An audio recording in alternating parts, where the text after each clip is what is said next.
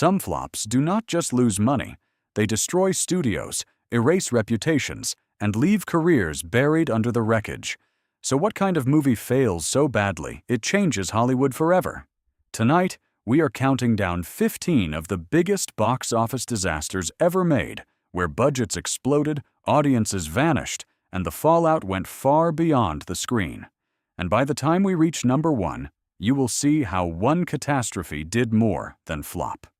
It ended an era, Catwoman, 2004.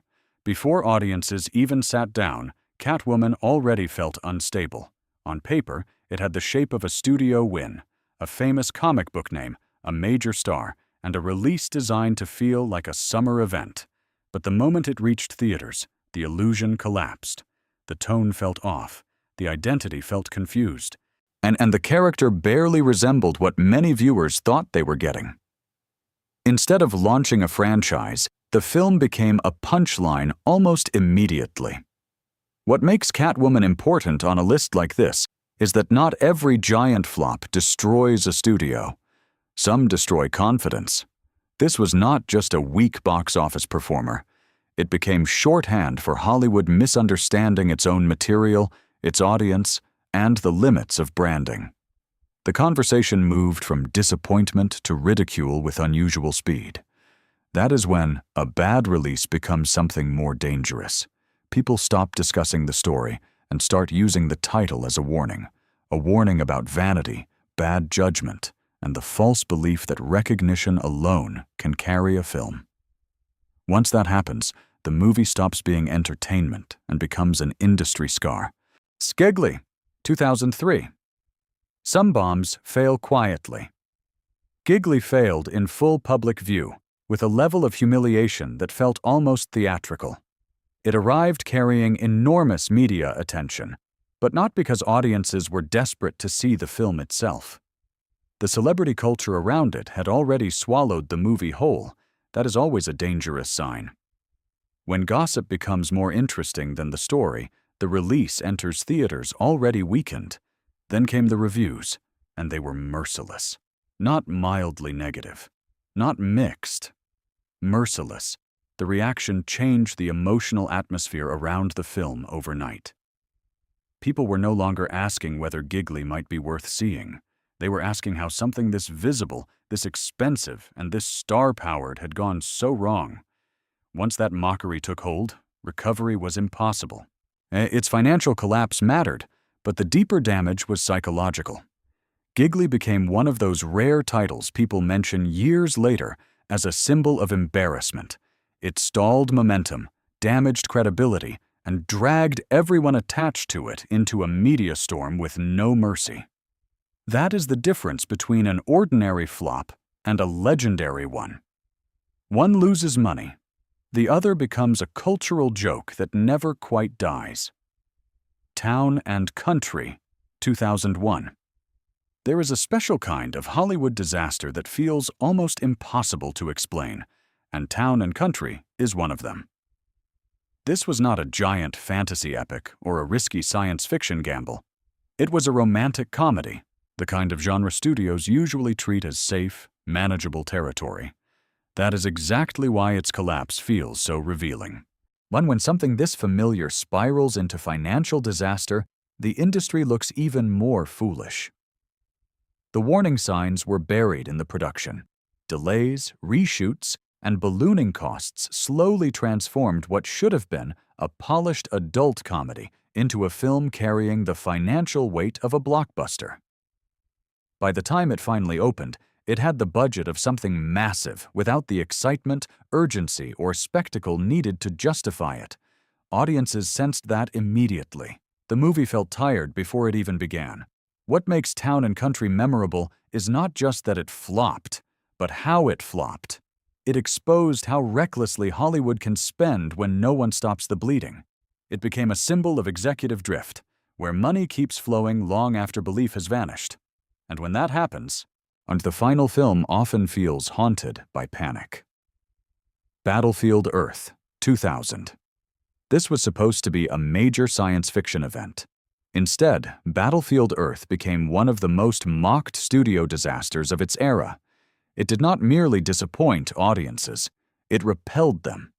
From the moment it arrived, the reaction was brutal, and not in the usual way critics attack a weak film. This felt more like mass rejection, the kind that turns a release into instant cultural wreckage. Part of the fascination comes from how aggressively the movie reached for scale. It wanted to feel mythic, futuristic, and franchise-ready. But ambition without control can become its own form of collapse.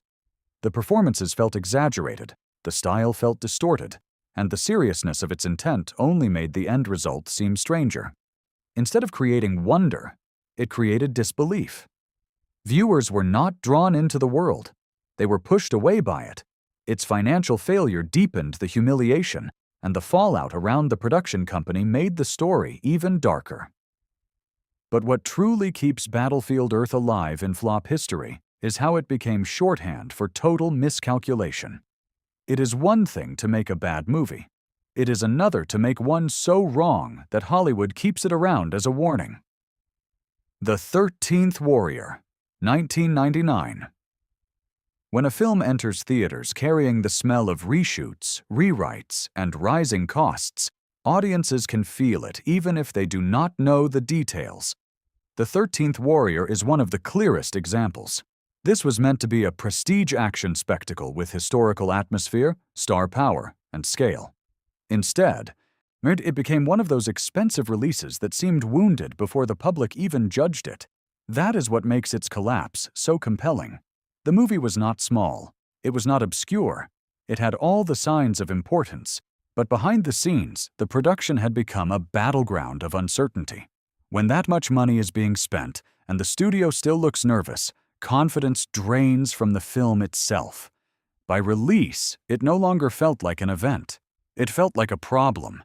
And once the box office failed to validate the investment, the reputation hardened quickly.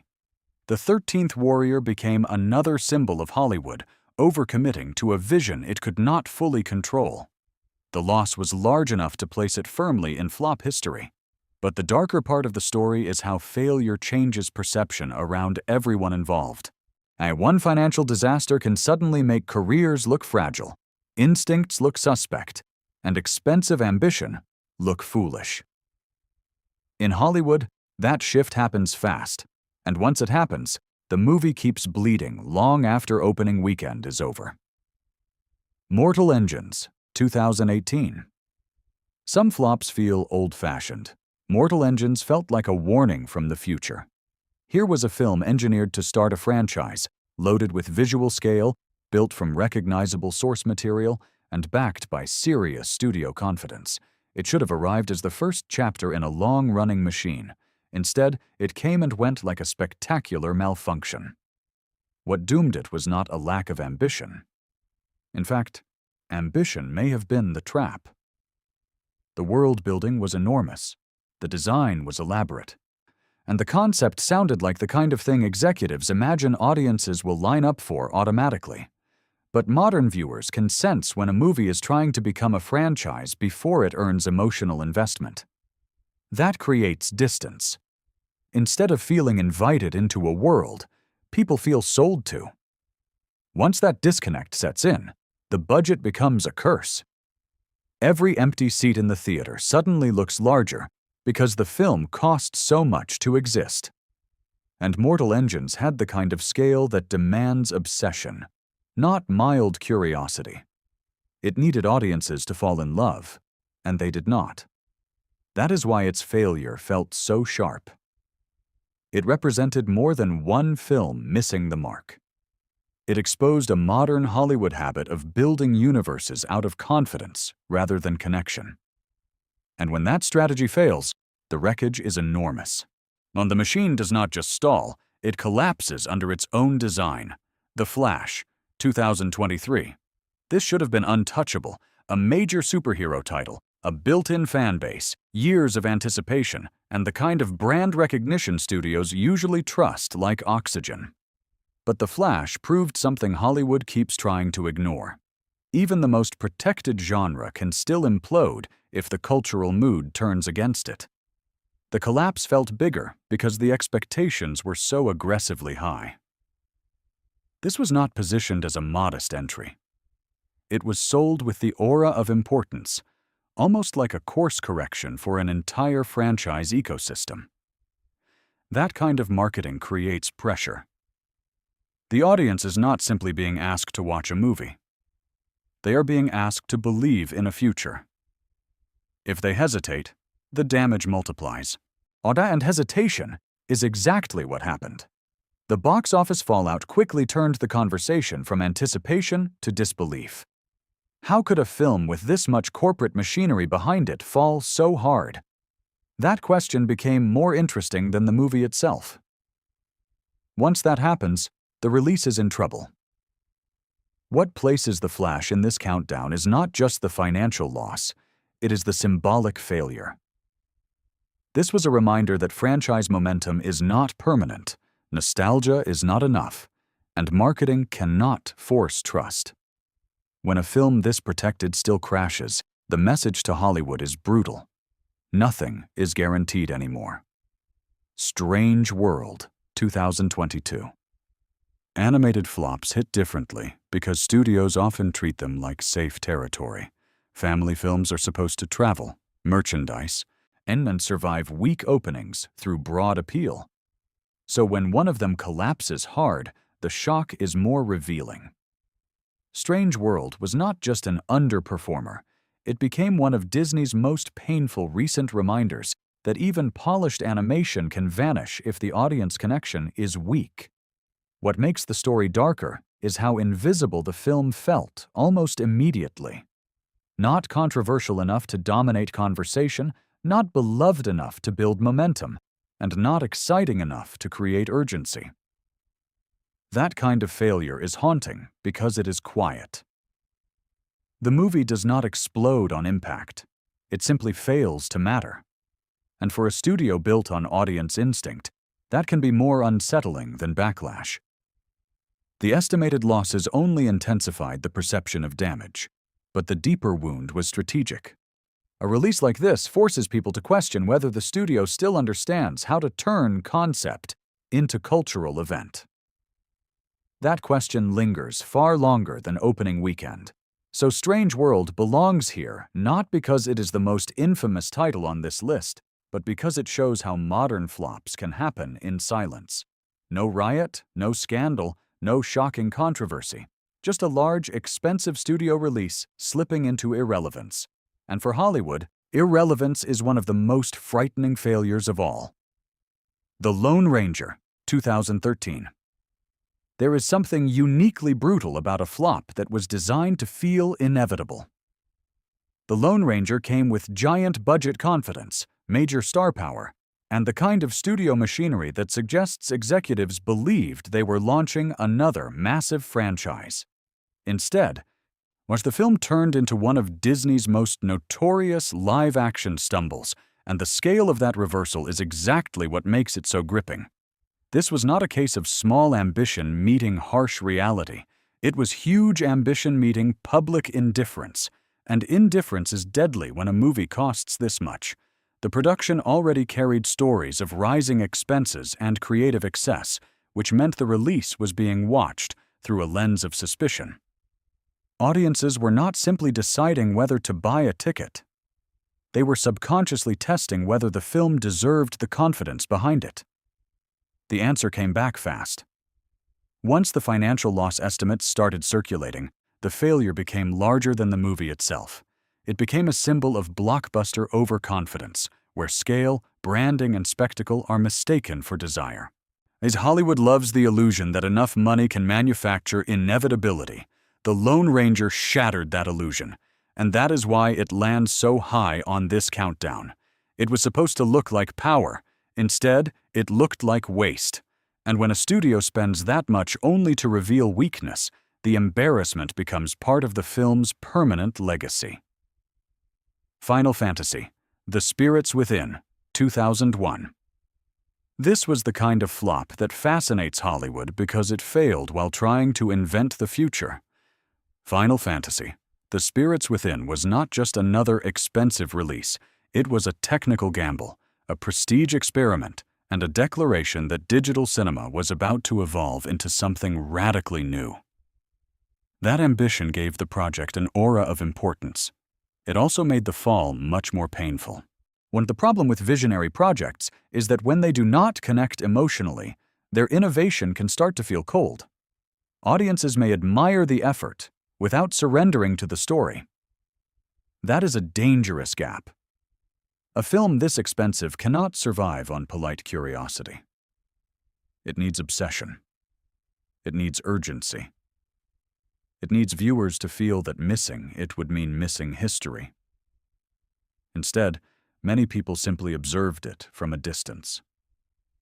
And because the movie carried such a heavy production burden, the commercial disappointment was not survivable in the ordinary sense. The fallout was severe enough to help destroy Square Pictures, which is what elevates the story from ordinary bomb to industry trauma. One release. One giant leap. One collapse large enough to erase the institution that built it. That is why this film still feels tragic. It was not just trying to entertain, it was trying to redefine possibility. And when a movie reaches for the future and falls this hard, the wreckage feels strangely intimate, like ambition itself has been punished in public. The Adventures of Pluto Nash, 2002. Few flops feel as instantly surreal as The Adventures of Pluto Nash. This is not simply because it lost money. Plenty of films lose money. This one collapsed so completely that the numbers themselves became part of the legend. A massive budget, a tiny return, and a level of commercial rejection so extreme it almost sounds fictional. That is what gives the film its eerie place in flop history. The strangest part is how little cultural footprint it left compared to the scale of the investment. Usually, an expensive failure leaves behind some signature image, some misunderstood performance, some argument about why audiences got it wrong. Pluto Nash left behind emptiness. It did not crash in a blaze of debate. It just vanished, and that vanishing made the humiliation even worse. For a major star vehicle, that kind of disappearance is deeply unsettling. It suggests the film never truly entered the public imagination at all. It was funded like a spectacle, released like an event, and then received like a blank space. That is why it belongs near the top. It represents one of Hollywood's purest forms of box office catastrophe. Total misalignment between cost and desire. Not a controversial miss, not an ambitious, noble failure, just a giant commercial crater. And when a film falls that far below its own financial weight, the industry does not forget. It studies the silence. On Mars Needs Moms, 2011. This is where the countdown turns from embarrassing to devastating. Mars Needs Moms was not just a family film flop. It was the kind of collapse that leaves visible structural damage behind. Disney released it with major studio backing. And yet the audience rejection was so sharp that the film quickly became one of the most notorious animation losses of its time. That alone would secure its place here. But the real sting is what came after. Because this was not an isolated miss, the fallout contributed to the closure of Image Movers Digital, the studio behind the film. That detail changes everything. Once a movie's failure leads directly into institutional shutdown, the flop stops being abstract. It becomes physical. People lose jobs. A creative operation disappears. The damage gains walls, offices, names, and finality. The film's style also worked against it. Motion capture animation can create a strange emotional distance when audiences do not fully connect with the faces they are seeing. Instead of wonder, it can produce discomfort. And for a family audience, discomfort is poison. Once that connection broke, the budget had nowhere to hide, so Mars Needs Moms sits this high because it shows what happens when commercial failure triggers real-world consequence. Not just headlines, not just embarrassment, closure. That is the difference between a movie that underperforms and a movie that leaves a crater behind. Hollywood notices that kind of crater forever. John Carter, 2012. This was supposed to begin an empire. Instead, it became a warning label. Everything about John Carter was scaled for importance.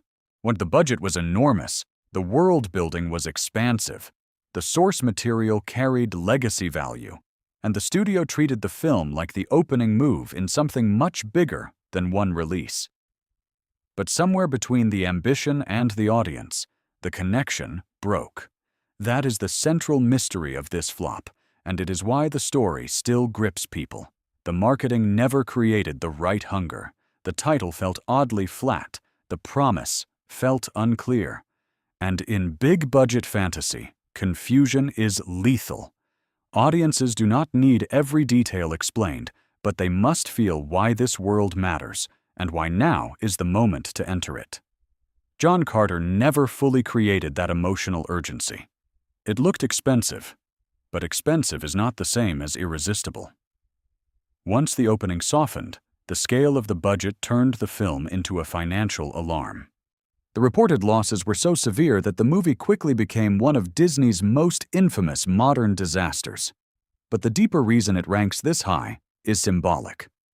It exposed the terrifying gap between money spent and desire created. A studio can pour resources into a project, polish it, protect it, and still fail if the audience never feels the pull. That is what makes this flop feel so chilling. It was not destroyed by a lack of effort. It was destroyed by a lack of ignition.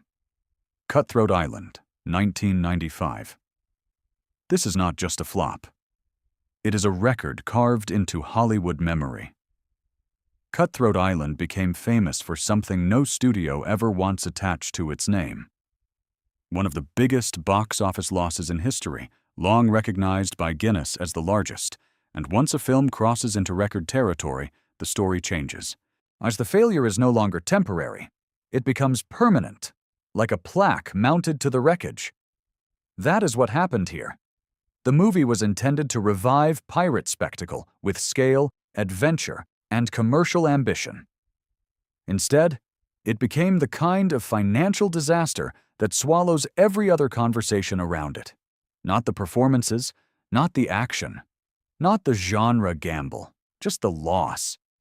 The numbers were so overwhelming that they became the entire identity of the film. That would already be enough to secure its place near the top, but the real darkness is in the corporate fallout. Cutthroat Island is tied directly to the collapse of Carolco Pictures, giving the story an even heavier emotional charge. Once a film becomes part of a company's death spiral, it stops feeling like entertainment and starts feeling like final evidence. And that is why this one lands at number 2. It did not just underperform, it became a cinematic obituary, a massive, expensive dream that did not merely fail to launch, but helped drag an already weakened institution under the water. And once that kind of shipwreck enters Hollywood history, nobody forgets where it sank. Heaven's Gate, 1980. This is the one that feels less like a movie bomb and more like a Hollywood collapse caught on film. Heaven's Gate did not earn its reputation simply by losing money. Plenty of movies lose money. This one became something larger, darker, and almost mythic. The production spiraled into stories of excess, delay, and uncontrolled ambition. The budget swelled, the scrutiny intensified, and by the time the film reached theaters, it was already carrying the atmosphere of a public reckoning. The audience was not just going to see a Western, they were walking toward a verdict. When that verdict came, the consequences moved beyond box office immediately. The film became deeply tied to the downfall of United Artists, one of the most historic names in American cinema. Even more powerfully, it came to symbolize the end of a certain director-driven freedom associated with New Hollywood. That symbolism matters, because once an industry turns one film into a lesson, the lesson survives longer than the facts alone. And that is why Heaven's Gate belongs at number 1. Not because it had the biggest raw loss on paper, but because its failure changed the emotional climate of Hollywood. Careers dimmed, confidence shattered, creative power was reevaluated. The movie was not remembered as a joke, it was remembered as a warning. That is the most devastating kind of flop imaginable. Not one that fails at the box office, but one that seems to prove an era has gone too far and then closes the door behind it. And those were 15 of the biggest Hollywood flops ever made. Films so disastrous they did not just lose money, they left scars on studios, stars, and entire eras of filmmaking. But the real question is this: which collapse shocked you most? And was there one legendary bomb we should have included? Drop it in the comments.